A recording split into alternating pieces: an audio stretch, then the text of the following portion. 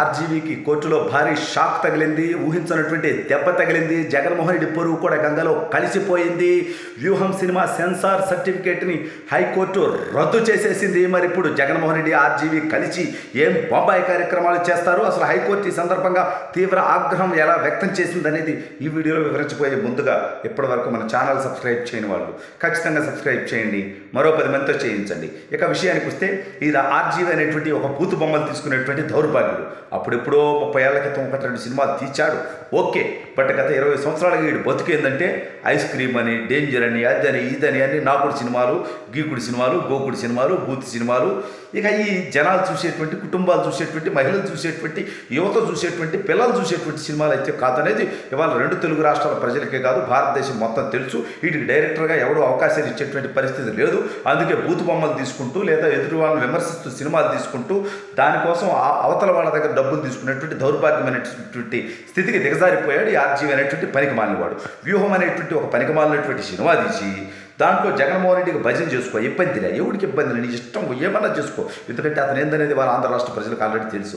కానీ లోకేష్ గారిని కించపరచడం, చంద్రబాబు గారిని అవమానించడంలో, పవన్ కళ్యాణ్ గారిని ఉద్దేశించి దారుణమైనటువంటి డైలాగులు పెట్టడం, అతని క్యారెక్టర్ని ఉద్దేశించి నీచంగా చిత్రీకరించేటువంటి ప్రయత్నం చేయటం, నేరుగా వీళ్ళ ముగ్గురు మీద రాజకీయపరమైనటువంటి సినిమా నీకెందుకురా పనికిమాలినోడా అని అడిగితే నీ దగ్గర సమాధానం ఉందా చెప్పడానికి? వెధవ ఎప్పటికప్పుడు నీ ఇష్టం వచ్చినట్టుగా లోకేష్ గారినో, పవన్ కళ్యాణ్ గారినో, చంద్రబాబు నాయుడు గారినో దిగజారుస్తూ మాట్లాడడం పెద్ద గొప్పతనమారా?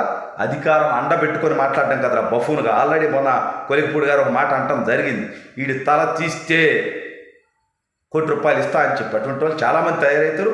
జగన్మోహన్ రెడ్డి అధికారం 3 నెలల్లో పోయిన తర్వాత నీ బతుకేమవుద్దని ఆలోచించుకో.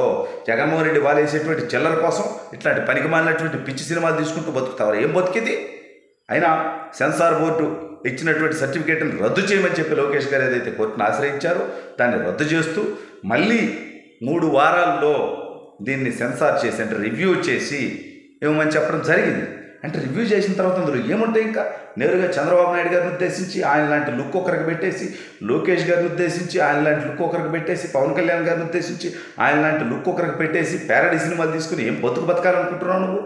నిజంగా ఒక డైరెక్టర్గా మంచి సినిమా తీసి ఇవాళ రాజమౌళి గారిని చూసి నేర్చుకో, కొరటాల శివ గారిని చూసి నేర్చుకో, ప్రశాంత్ నీల్ని చూసి నేర్చుకో, ప్రశాంత్ వర్మ చిన్న కుర్రాడు ఎట్లాంటి సినిమా తీసాడు అట్లాంటి వాళ్ళని చూసి నేర్చుకో, సుకుమార్ని చూసి నేర్చుకో. ఇటువంటి ఎంత మంచి సినిమాలు తీస్తున్నారు. పుష్ప కానీ, ఆర్ఆర్ఆర్ కానీ, సలార్ కానీ, ఒక ప్రపంచ స్థాయి సినిమాలు ఇవాళ తెలుగు సినిమా వాళ్ళు తీస్తూ ఉంటే బూతు బొమ్మలు తీసుకుంటూ ఎదుటి పార్టీ రాజకీయ నాయకుల్ని కిచ్చపరుస్తూ వాళ్ళు ఇచ్చేటువంటి పేటీఎం డబ్బుల కోసం, పేమెంట్ల కోసం దౌర్భాగ్యమైనటువంటి స్థితికి దిగజారేటువంటి ఈ యొక్క పనికిమాలినటువంటి ఆర్జీవీని నేను సూటిగా అడుగుతాను. నీకు దమ్ము ఉంటే, నీకు ధైర్యం ఉంటే, నీకు కెపాసిటీ ఉంటే, నీకు క్యాపబిలిటీ ఉంటే కారు కొత్తలు ట్విట్టర్లో కూయటమో లేకపోతే నీకు అనుకూలమైనటువంటి ఛానల్స్కి వెళ్ళి నువ్వు అక్కడికి వెళ్ళి ఇంటర్వ్యూలు ఇవ్వటం కాదు. నీకు దమ్ము ధైర్యం ఉంటే ఎదురెదురుగా కూర్చున్నావు నువ్వు. నేను సవాల్ చేస్తా ఉన్నా, మన ఇద్దరం అసలు నీ బూతు సినిమాల మీద, నీ బతుకు మీద, నీ చరిత్ర మీద, నీ మీద కరెక్ట్గా చర్చ చేద్దాం. నువ్వు తీసేటువంటి సినిమాల్లో ఇటువంటి క్యారెక్టర్లు పెడతావు, ఎంత నీచానికి దిగజారుతావు, అసలు నువ్వు ఒక డైరెక్టర్వా కాదా, నీ కథ ఏంది, నీ బతుకేంది, నీ చరిత్ర ఏంది అనేది ఒకసారి నేరుగా చర్చించడానికి నేను సిద్ధమని చెప్పి సవాల్ చేస్తా ఉన్నా ఈ పనికిమాలినోడికి. ఎందుకు ఇటువంటి బతుకు? గతంలో కూడా కమ్మ రాజ్యంలో కడప రెడ్డి అని చెప్పి పెడతావు. ఎవడి రాజ్యంలో ఎవడు రా నాకు అర్థం కావట్లేదు. ఎవడి రాజ్యం? రాజ్యాలేంటి? ఏం మాట్లాడుతున్నావు నువ్వు? అంటే కులాల మధ్య చిచ్చు పెట్టేటువంటి ఈ దౌర్భాగ్యుడి మీద కేసులు పెట్టేటువంటి దమ్ము ఆంధ్రప్రదేశ్ పోలీసులకు లేదు. వీడు చేసేటువంటి తప్పుడు పనులు ఎవడన్నా ప్రశ్నిస్తే వాళ్ళ మీద కేసులు పెడతారు. మరి నాయన సిగ్గుండక్కర్లా? వ్యవస్థల గౌరవం దిగజారిపోతా ఉంది వాళ్ళ ఆంధ్రప్రదేశ్లో. పోలీస్ వ్యవస్థ అంటే తుప్పరి మూసేటువంటి పరిస్థితి.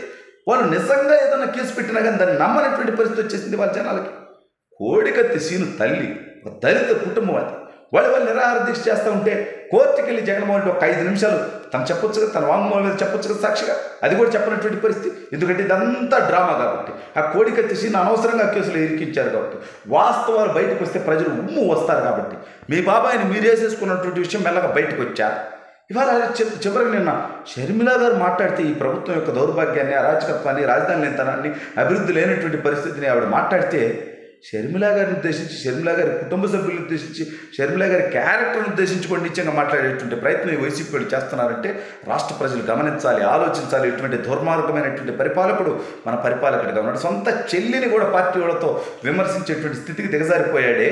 ఆవిడ రాజకీయంగా కదా మాట్లాడింది, మీరు కూడా రాజకీయంగా మాట్లాడండి. అంతేగాని కొంత ఒక ఆయన సుబ్బారెడ్డి అంటాడు బాబాయ్ అంట. ఎందుకు ఇంత దిగజారుడు బాబాయ్ వేయండు వాళ్ళకి? షర్మిలకి ఏం తెలుసని మాట్లాడితే షర్మిలకి ఏం తెలియదు ఆంధ్రప్రదేశ్లో.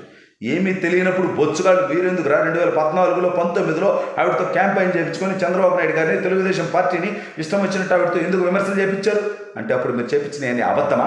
షర్మిల గారికి ఏం తెలియనటువంటి వ్యక్తిని ఆడబిడ్డను తీసుకొచ్చి 3000 కిలోమీటర్ల పాదయాత్ర చేయించారా? సిగ్గు లేకుండా ఏం బతుకులు బతకాలనుకుంటున్నారు ఈ వైసీపీ వాళ్ళు?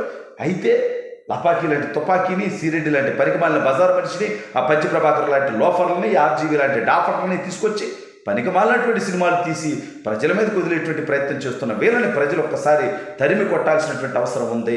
ప్రజల్లో మార్పు రావాల్సినటువంటి అవసరం ఉంది. ప్రజల్లో తిరుగుబాటు రావాల్సినటువంటి అవసరం ఉంది. ప్రజలు దీన్ని ప్రశ్నించాల్సినటువంటి అవసరం ఉంది. ఖచ్చితంగా వ్యవస్థల్లో వీళ్ళకి ఎదురు దెబ్బలు తగులుతా ఉన్నాయి. ఖచ్చితంగా వ్యూహం అనేటువంటి పరికమాలినటువంటి సినిమా సెన్సార్ బోర్డు మరొకసారి సక్రమంగా చూసి ఎట్టి పరిస్థితుల్లో దీనికి అనుమతి ఇవ్వదు అని నమ్ముతున్నా.